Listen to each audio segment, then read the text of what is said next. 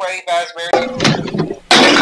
Horror games have been around basically ever since the medium's inception. One of the oldest ones I can think of being the Halloween game that was based on the movie, which released on the Atari 2600 all the way back in 1983. As the medium evolved and hardware advanced, the more horror games were able to scare players who decided to play them, especially in the late 90s, with the first Resident Evil, and later down the line, Silent Hill. As time went on, the horror genre has become so synonymous with gaming, the only other genres that rival its influence are first-person shooters and platformers. As the genre became more established, and as we entered the age of the internet, we started to see games of this genre that would seem to go viral overnight. As we entered the age of YouTube, this new form of sharing media, combined with the fact that the Let's Play genre of content was starting to form, it gave smaller games such as Amnesia and Slender the 8 Pages to go viral overnight, with coverages from some of the most prominent figures in gaming culture covering them. Though most of these games, after gaining traction and exploding in popularity, would start to fizzle out in 1 or 2 years. This is even more prominent today with the mass decline of relevancy for games such as Baldi's Basics and Bendy and the Ink Machine. Overall, it seems to be a formula. Make a game, have it grow immensely in a very short amount of time by having Let's Players find your game, and then have it plummet. Independent horror games have had this effect on them since their inception. Either the developers stop doing something with the property altogether, basically forcing it to fall into irrelevancy, or make a sequel too long after the first game has come out, and it doesn't seem to quite capture the same audience as the first game did. It seems that indie horror games have had this curse on them that hardly ever lets them continue about a year after their popularity. Games like Slender and SCP Containment Breach may have pioneered this effect, but I know the one that has popularized it. So much to the point that few of the games I have mentioned here wouldn't even exist without it. One game that has arguably managed to break its own curse. This is the rise, fall, and rebirth of Five Nights at Freddy's.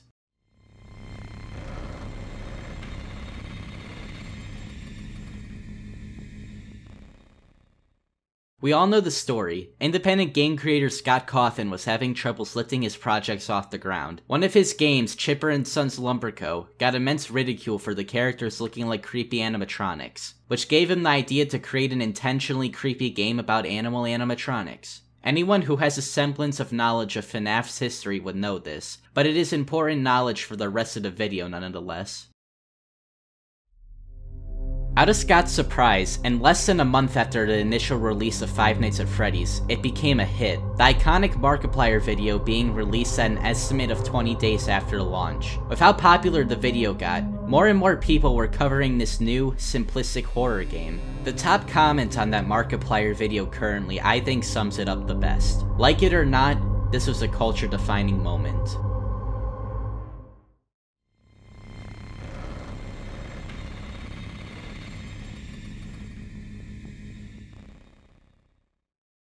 After the initial bang, FNaF would not stop growing. As more Let's Players played the game, fan theories started to pop up about what this game even was, and were gaining traction as well. Although we are not going to get into the lore today, if you really want me to, I could make a follow-up video about the mess of the lore. But although I've been here since 2015, trust me guys, I am not MatPat.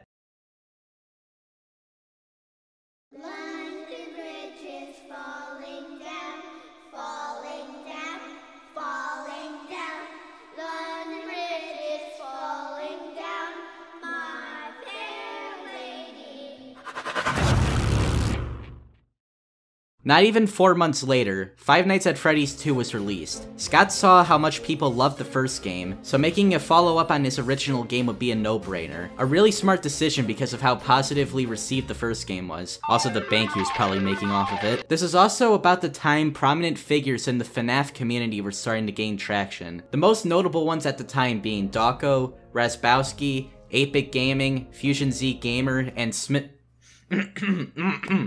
Ahem. Excuse me. Smike. Freddy's 2 was the peak of FNaF, but with every golden age, you are bound to enter a downward spiral. A downward spiral of cringe.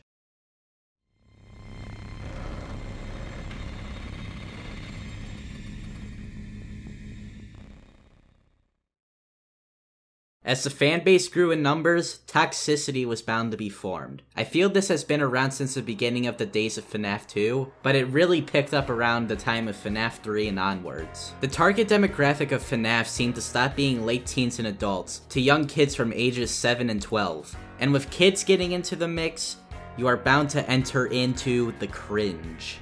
I won't dwell on this for too long because we all know about this already, but this is what was leading FNAF down a dark road, and this is the main reason for the fall. With the state of the FNAF community being seen by older audiences as bad, Five Nights at Freddy's started to get way more hate than it did in the early days. This is partially because of how the fandom was viewed, along with the fact that you simply couldn't escape FNAF at the time. The oversaturation of the property seen by a lot of people caused the series to seem annoying by some, especially when YouTubers were milking the series with videos like top 10 facts about the cupcake.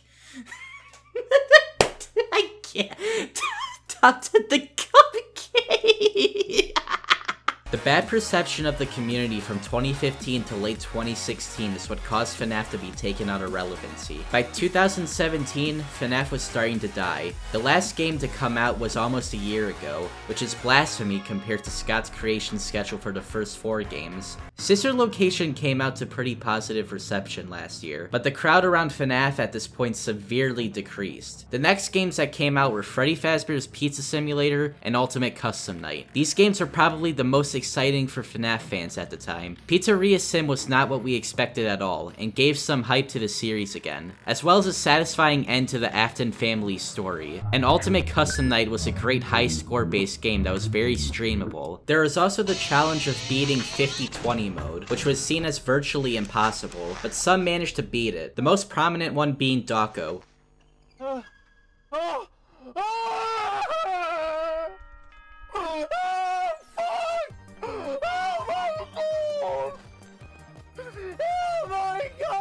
Who managed to score an interview with the man himself, Scott Cawthon, after beating the challenge. At this point, FNAF was in a pretty good place. The people who absolutely hated the game left as they completely lost interest in it, and it left fans in a good spot for a while, as a lot of the younger crowd was much older now and way more mature. But then, something happened. Some sort of stars aligned somewhere, somehow, and FNAF was revived. With the announcement of a new game that was completely made in VR, something so different to what the rest of the series was like, it brought a lot of people who used to be fans that fell off back to the series. And of course, memes were bound to be made. That stupid man behind the slaughter meme might have done more to bring back FNAF than at a first glance. Memes are what usually set a series that was dying to come back. This happened with Minecraft, and it happened with FNAF. Overall, I feel Minecraft came back with more of a punch, but FNAF is still going with its relevancy to this day, even after a year of VR's release.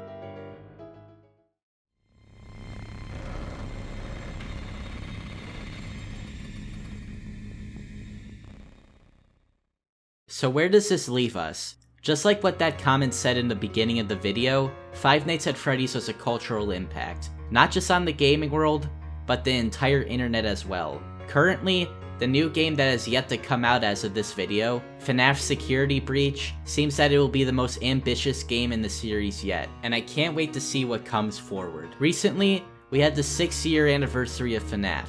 6 years. I have been with this series for 5, which is half a decade, and the original game has been around more than half a decade. I know Scott will never see this, but on the off chance he ever does, thank you. Thank you for the moments I'll always remember, thank you for the friends you made me get, and thank you for making something that I have cherished for a big portion of my life. Thank you, Scott. Thank you for everything.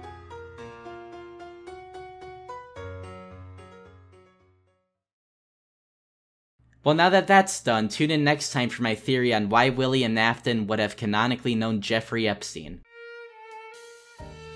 Hey everyone, since we're at the end of the video, I would like to give a special thanks to you all for the amount of support that I've been getting on the channel recently. My last video was way more well received than I expected it to be, and I'm really thankful for that. Sorry for not uploading in a month, I've just been really busy for a while, but that'll start to change. I'm already getting another video like this in the works, as well as some gaming videos with friends I'll be sprinkling in throughout the week. They aren't going to be as highly edited as this, but they'll be fun filler content before videos like these. I normally don't ask you guys to subscribe, but if you did enjoy this video, I would really appreciate if you did. This took me a really long time to make, and I hope it was a good product that you all enjoyed. Anyway, I'm gonna go start working on the first draft for that video right now. So thank you guys for all the support, and I'll see you soon.